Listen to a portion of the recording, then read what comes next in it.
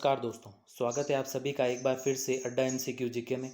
दोस्तों, हमारे जो भूगोल विषय का प्रयोगशाला सहायक भूगोल विषय की दोस्तों जो क्लासेस चल रही थी उसमें दोस्तों आज हमारे छठा चैप्टर है। ये है दोस्तों भू आकृतिक प्रक्रियाएं।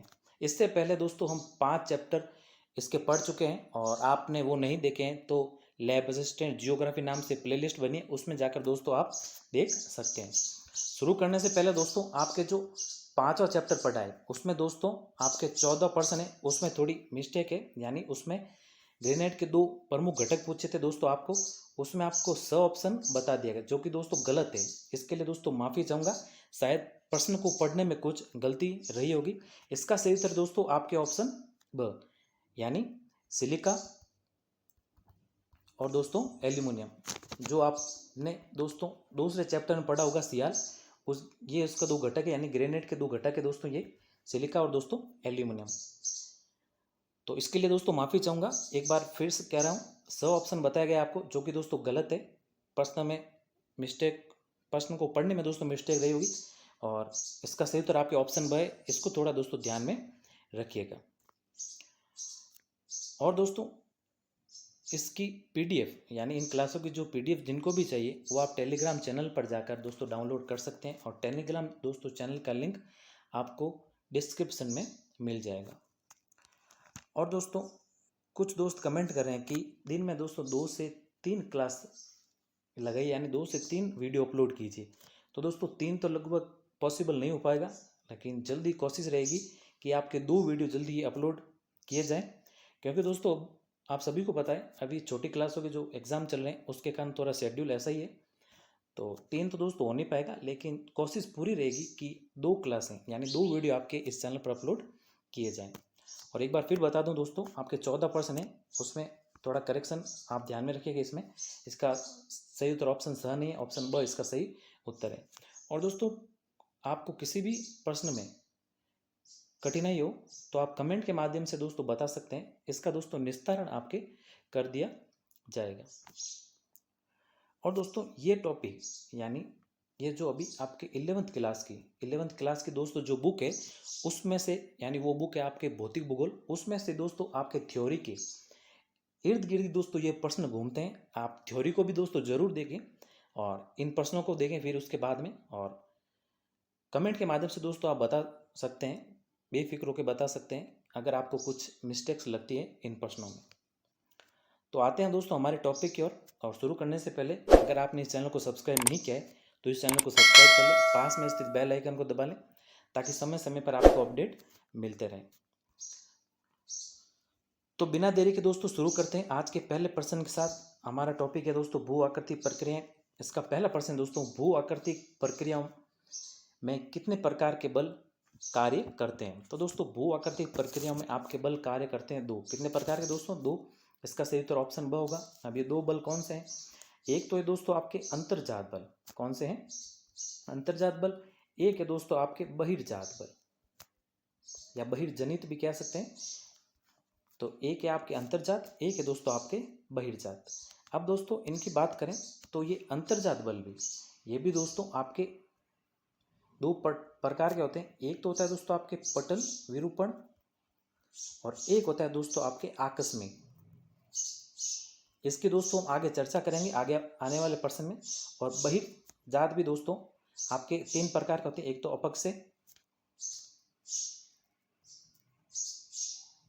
और दोस्तों एक आपके हो जाएगा व्रत संश्लेषण व भू स्खलन, और एक हो जाएगा दोस्तों आपके अपर्दन या फिर आच्छादन। तो ये 2 प्रकार होते हैं इनके, अंतर्जात बल और बहिर्जात बल। इसका सही उत्तर आपके ऑप्शन ब होगा। चलते हैं अब अगले प्रश्न की ओर। अगला दूसरा प्रश्न दोस्तों, तल संतुलन से आप क्या समझते हैं? तो दोस्तों तल संतुलन क्या है? जब धरातल पर अपर्दन के माध्यम से ऊंचावत के मध्य अंतर के कम होने को तल संतुलन कहते हैं। अब ये दोस्तों परिभाषा क्या है, इसको ध्यान से समझिएगा। जब पर्वतों में ये जो ऊंचा वाला भाग है दोस्तों, जब इसका अपर्दन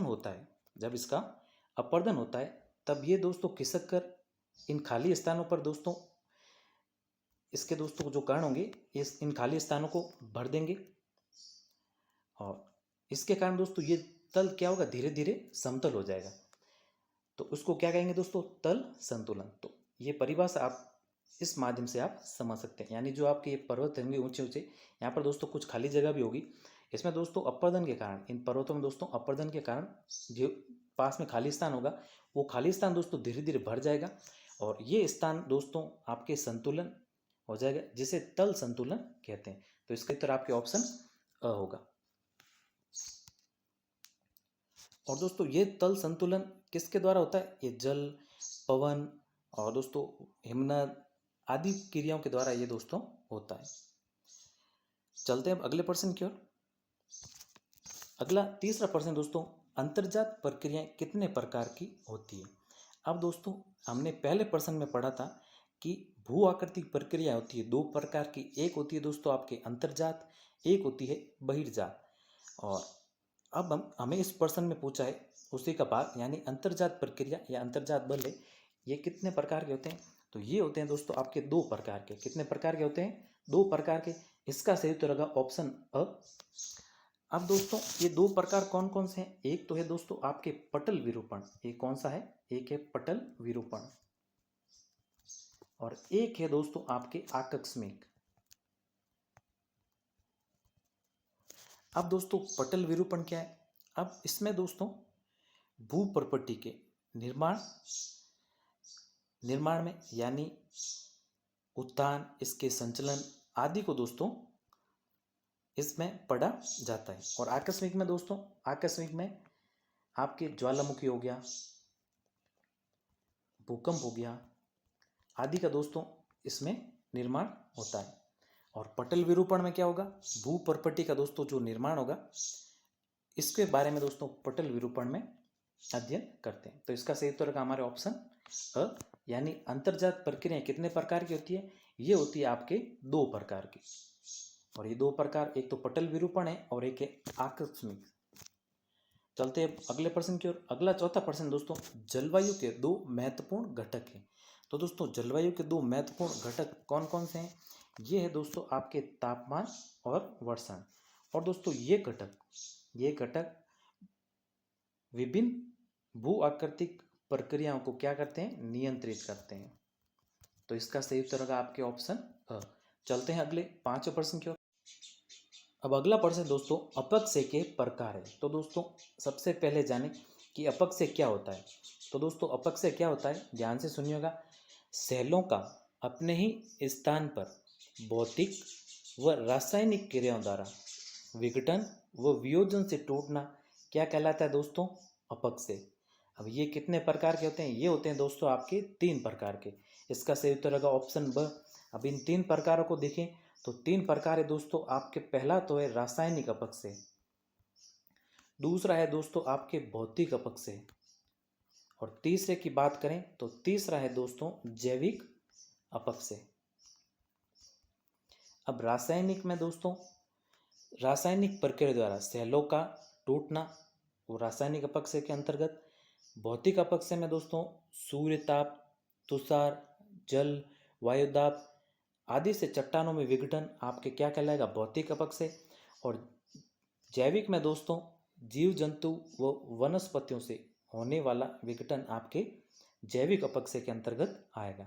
तो इसका सही उत्तर होगा ऑप्शन ब। चलते हैं अब अगले प्रश्न की ओर। अगला छठा प्रश्न है दोस्तों, रंध्रपूर्ण व घुलनशील खनिजों वाली सेलों में किस प्रकार का अपक्षय होता है। तो दोस्तों रंध्रपूर्ण व घुलनशील खनिज वाली सेल, ये दोस्तों इसके बारे में हम पिछले चैप्टर में चर्चा कर चुके हैं। सेलों के बारे में दोस्तों ये किस प्रकार का अपक्षय है, और अपक्षय की दोस्तों हमने पिछले प्रश्न में चर्चा की थी। तो ये है दोस्तों आपके रासायनिक अपक्षय। कौन सा है दोस्तों, रासायनिक अपक्षय। तो इसका सही उत्तर क्या होगा, इसका सही उत्तर होगा ऑप्शन अ। अब दोस्तों पूछा जा सकता है, इसके बारे में थोड़ा ध्यान में रखिएगा। ऊर्ध्वाधर परतों में कौन सा अपक्षय होता है। तो ऊर्ध्वाधर परतों में होता है दोस्तों आपके भौतिक अपक्षय, या इसे यांत्रिक अपक्षय भी कहते हैं। और दोस्तों क्षैतिज परतों वाली चट्टानों में या तो हो गया ऊर्ध्वाधर परतों वाली चट्टानें, और यहाँ पर है दोस्तों आपके क्षैतिज परतें वाली चट्टानें। इसमें भी होता है दोस्तों आपकी रासायनिक अपक्षय, तो इसका थोड़ा ध्यान में रखिएगा। ऊर्ध्वाधर वाली परतों वाली चट्टानों में होता है दोस्तों आपके भौतिक अपक्षय या जिसे यांत्रिक अपक्षय भी कहते हैं, और क्षैतिज परतों वाली चट्टानों में होता है दोस्तों रासायनिक अपक्षय। हमें प्रश्न में पूछा है कि रंध्रपूर्ण व घुलनशील खनिज वाली सेल में किस प्रकार का अपक्षय होता है, तो ये होता है रासायनिक अपक्षय। इसका सही उत्तर ऑप्शन अ होगा। चलते हैं अब अगले प्रश्न की ओर। अगला 7वां प्रश्न दोस्तों, उष्ण आर्द्र प्रदेशों में किस प्रकार का अपक्षय होता है। तो दोस्तों आप सभी जानते हैं कि उष्ण व आर्द्र प्रदेश कौन कौन से होते हैं। अगर आप नहीं जानते तो इस डायग्राम के माध्यम से दोस्तों ध्यान से देखिएगा।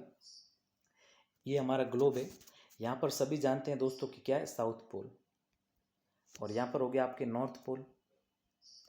तो ये तो आपके हो गया दोस्तों शीत कटिबंध, ये भी हो गया दोस्तों शीत कटिबंध। और इसकी बात करें तो ये कौन सी रेखा हो गई दोस्तों, यहाँ पे आपके मकर, यहाँ पे दोस्तों भूमध्य रेखा, ध्यान से देखिएगा दोस्तों, यहाँ पर मकर रेखा, यहाँ भूमध्य रेखा, और यहाँ पर दोस्तों हो गया आपके कर्क रेखा। तो दोस्तों यहाँ पर तो होगा आपके शीतोष्ण कटिबंध, और सब इसके नीचे भी होगा शीतोष्ण कटिबंध, और ये वाला जो क्षेत्र है दोस्तों वो आपके कहलाएगा उष्ण कटिबंध। तो और इस क्षेत्र में जो भी दोस्तों स्थान या प्रदेश आते हैं वो आपके उष्ण आर्द्र प्रदेश की श्रेणी में आते हैं। तो आप समझ गए होंगे कि उष्ण आर्द्र प्रदेश कहाँ पर है, कौन से हैं। अब हमें प्रश्न पूछा है कि उष्ण आर्द्र प्रदेशों में किस प्रकार का अपक्षय होता है। ध्यान में रखिएगा दोस्तों, बेहद ही इम्पोर्टेंट प्रश्न और लॉजिकल प्रश्न है थोड़ा दोस्तों। तो इसमें होता है दोस्तों आपके रासायनिक अपक्षय। कौन सा होता है दोस्तों, रासायनिक अपक्षय। अब ये कौन कौन से क्षेत्र होंगे, यहाँ पर जहाँ ये आपके सहारा मरुस्थल है, कालाहारी मरुस्थल है, थार का मरुस्थल है, ये वाले क्षेत्र है, इसमें आपके कौन सा अपक्षय है, रासायनिक अपक्षय। तो इसका सही उत्तर होगा ऑप्शन अ। चलते हैं अगले प्रश्न की ओर। अगला प्रश्न 8वां प्रश्न दोस्तों, अपसल्कन किसका परिणाम है। अब सबसे पहले प्रश्न बन रहा है कि अपसल्कन क्या है। अब अपसल्कन है दोस्तों सेलों का। अब सेलें क्या होती है वो पिछले चैप्टर में हमने चर्चा की थी। सेलों या चट्टानों की ऊपरी परत का छिलकों की तरह टूटना क्या कहलाता है दोस्तों, अपसल्कन। अब इसका सबसे अच्छा उदाहरण है दोस्तों प्याज। प्याज को दोस्तों आपने देखा होगा कि एक परत निकालते हैं तो उसकी दूसरी परत आ जाती है, दूसरी परत निकालते हैं तो दोस्तों इसकी और एक और परत आ जाती है। वो डिपेंड करता है प्याज के साइज पर। उसी प्रकार दोस्तों जब सेलों की छिलकों के रूप में दोस्तों टूटती है तो क्या कहते हैं दोस्तों, अपसल्कन। ध्यान में रखिएगा इस वर्ड को, अपसल्कन।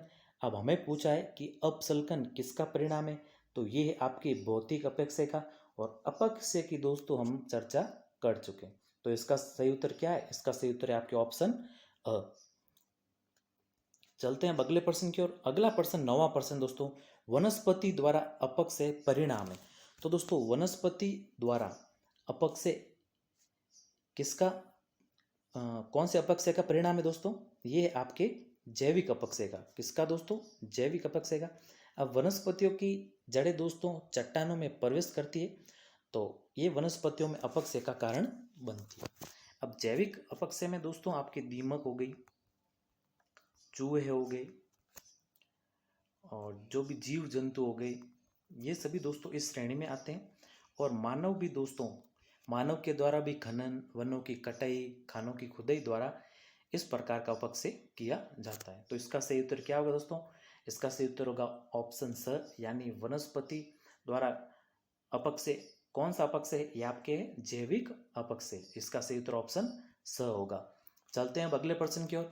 अगला प्रश्न है दोस्तों, असंगठित सेलों का मलबे के रूप में खिसक कर नीचे आकर चूर्ण रूप में ढेर लगना कहलाता है।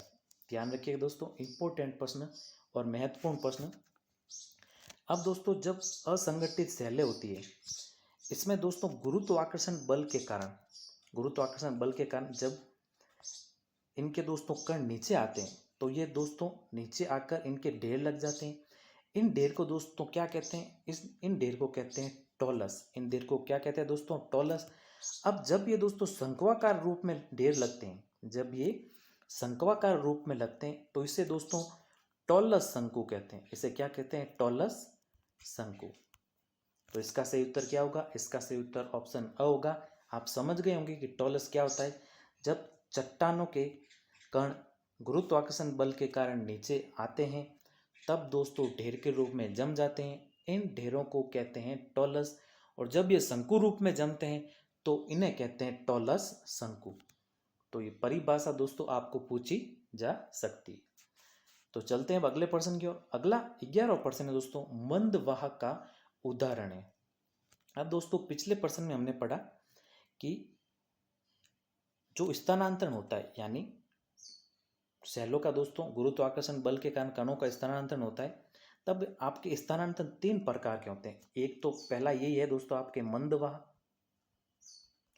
दूसरा है दोस्तों तीव्रवाह, दूसरा ये हो गया, और तीसरा है दोस्तों आपके अत्यधिक तीव्रवाह।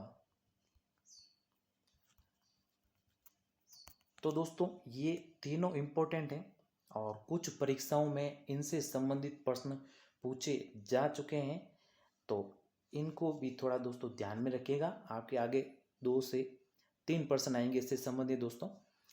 अब हमें पूछा है कि मंदवाह उदाहरण। तो मंदवाह आपके भूमि सर्पण, शैल सर्पण और टॉलस सर्पण, तो यानी ये सभी उदाहरण है। अब प्रश्न बनता है दोस्तों कि मंदवाह क्या है। जब जल की नमी कम होने के कारण धीमी गति से सरकना, यानी कणों का जल की दोस्तों नमी कम होने के कारण धीमी गति से सरकते हैं, तो नाम से ही पता चल रहा है दोस्तों उसे क्या कहते हैं, मंदवाह। ये आपके उदाहरण है भूमि सर्पण, शैल सर्पण और टॉलस सर्पण, यानी इसका सही उत्तर क्या होगा, ऑप्शन द। और आप समझ गए होंगे कि मंदवाह क्या होता है, तो इसका सही उत्तर क्या होगा, इसका सही उत्तर होगा ऑप्शन द। और ये दोस्तों स्थानांतरण की जो उदाहरण है ये 3 होते हैं, मंदवाह, तीव्रवाह और अत्यधिक तीव्रवाह। चलते हैं अब अगले प्रश्न की ओर। अगला प्रश्न है, दूसरा हमने पढ़ा था, पहला पढ़ा था क्या, मंदवाह, दूसरा पढ़ा था दोस्तों तीव्रवाह। तो तीव्रवाह का अब इसमें उदाहरण पूछा है। तो तीव्रवाह प्रश्न बनता है कि तीव्रवाह क्या होता है। जब जल की प्रचुरता से अत्यधिक तीव्र गति से दोस्तों कणों की नीचे गति होती है तो उसे क्या कहते हैं दोस्तों, तीव्रवाह। तो आपके इसके उदाहरण है आपके, एक तो भूमिवाह, पंखवाह और चादरवाह, यानी उपयुक्त सभी उदाहरणों से दोस्तों प्रश्न पूछे जा सकते हैं। तो इसका सही उत्तर क्या होगा, इसका सही उत्तर होगा ऑप्शन द। और अत्यधिक तीव्र का भी दोस्तों प्रश्न नहीं है इसमें, अत्यधिक तीव्रवाह के भी दोस्तों उदाहरण आप ध्यान में रखिएगा। ये आपके भूमि स्खलन, कौन सा है, भूमि स्खलन, ये है आपके अत्यधिक तीव्रवाह के उदाहरण। हमने मंदवाह और इस प्रश्न में हमने तीव्रवाह के उदाहरण समझे, और ये है दोस्तों आपके अत्यधिक तीव्रवाह के उदाहरण। एक तो आगे आके आपके हो गया भूमि स्खलन, एक हो गया दोस्तों आपके शैल स्खलन, और एक है आपके शैल परत स्खलन, और एक है दोस्तों मलबा स्खलन। तो इनको भी थोड़ा दोस्तों ध्यान में रखिएगा। और इस प्रश्न का हमारे सही उत्तर का ऑप्शन द। चलते हैं अब अगले प्रश्न की ओर। अगला प्रश्न दोस्तों, अपवर्णद शब्द बनाए। तो दोस्तों अपवर्णद शब्द किससे बना है, ये बना है आपके लैटिन भाषा से। किससे बना है, लैटिन भाषा से। और लैटिन भाषा का कौन सा शब्द, ये बना है दोस्तों एरोडेर से। किससे बना है, एरोडेर से, ERODERE। तो इसका सही उत्तर होगा हमारे ऑप्शन अ, जिसका अर्थ क्या होता है, जिसका अर्थ होता है घिसना या फिर कुतरना। इसका अर्थ क्या होता है, घिसना या फिर कुतरना। और ये बना आपके लैटिन भाषा से, और लैटिन भाषा का कौन से शब्द से, इरोडोर से। तो इसका सही उत्तर होगा ऑप्शन अ। चलते हैं अब अगले प्रश्न की ओर। अगला 14 प्रश्न है दोस्तों, निम्न को सुमेलित कीजिए। अब ये आपके हिंदी वर्ड है और यहाँ पे दोस्तों आपके इंग्लिश वर्ड है, तो पूछा जा सकता है दोस्तों सुमेलित कीजिए। तो जलीय क्रिया ये कहलाती है आपके हाइड्रोलिक एक्शन, अपघर्षण क्रिया ये कहलाती है कोरिजन, सन्नी घर्षण क्रिया ये कहलाती है दोस्तों आपके एट्रिशन। तो ये सभी आपके दोस्तों सुमेलित हैं, तो इनको थोड़ा ध्यान में रखिएगा। ये आपके हिंदी वर्ड है, यहाँ पे आपकी इंग्लिश वर्ड है। सुमेलित से संबंधित आपको पूछा जा सकता है प्रश्न। चलते हैं अगले प्रश्न की ओर। अगला दोस्तों 15वां प्रश्न है, मृदा निर्माण के कारक होते हैं। तो मृदा निर्माण के दोस्तों कारक कितने होते हैं? ये होते हैं आपके 5 कारक। कितने? आपके पाठ्य पुस्तक में दे रखे हैं दोस्तों 5 कारक। और ये 5 कारक कौन कौन से होते हैं? एक तो होते हैं दोस्तों मूल पदार्थ, सेलें और स्थलाकृतिक जलवायु,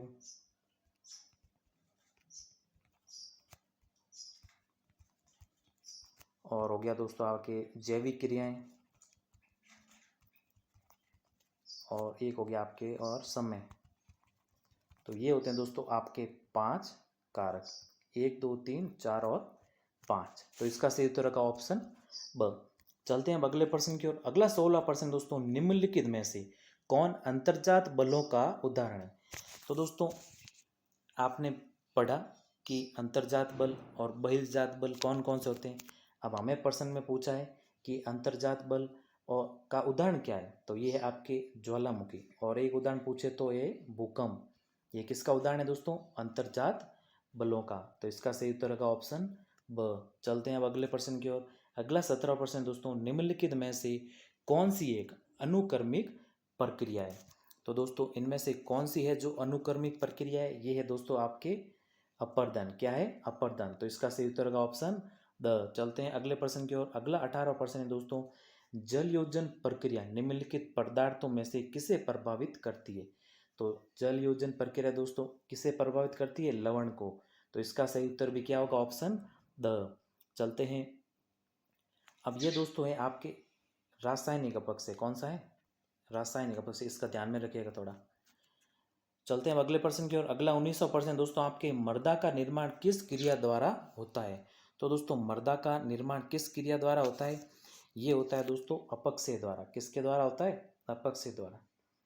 चट्टानों से दोस्तों जब जल द्वारा बहाकर लाया जाता है तब नीचे लाया जाता है दोस्तों चट्टानों से गुरुत्वाकर्षण बल के कारण। तो ये क्रिया अपक्षय द्वारा होती है। तो इसका सही उत्तर का ऑप्शन अ। चलते हैं अब अगले प्रश्न की ओर। अगला प्रश्न और आज का अंतिम प्रश्न दोस्तों, रासायनिक अपक्षय में शामिल है। तो रासायनिक अपक्षय में कौन सा शामिल है दोस्तों? इनमें से यह है आपके ऑक्सीकरण। कौन सा शामिल है दोस्तों? ऑक्सीकरण। तो इसका सही उत्तर का ऑप्शन अ। तो धन्यवाद दोस्तों, ये थे आपके 20 प्रश्न और टॉपिक था दोस्तों आपके भू आकृतिक प्रक्रियाएं। और दोस्तों लगभग थ्योरी को आपके पूरा कवर कर लिया जाता है इस प्रश्न में। और लगभग दोस्तों इतने ही प्रश्न बनते हैं। और थ्योरी भी दोस्तों साथ में थोड़ी थोड़ी देखिए आप 11वीं की जो भौतिक भूगोल की पुस्तक है उसमें से दोस्तों अभी हमारे टॉपिक चल रहे हैं। तो इसमें से भी आप थ्योरी भी देखिए दोस्तों आपकी पाठ्य पुस्तक में से। और कोई मिस्टेक लगती है आपको तो आप बेफिक्र होकर नीचे कमेंट के माध्यम से सूचित कर सकते हैं। तो उम्मीद है दोस्तों कि ये वीडियो आपको पसंद आया होगा। अगर वीडियो पसंद आया है तो वीडियो को लाइक करें, अपने दोस्तों के साथ शेयर करें। और दोस्तों इस चैनल पर नए हैं तो इस चैनल को सब्सक्राइब जरूर करें। मिलते हैं अगले हमारे टॉपिक में। तब तक के लिए जय हिंद, वंदे मातरम।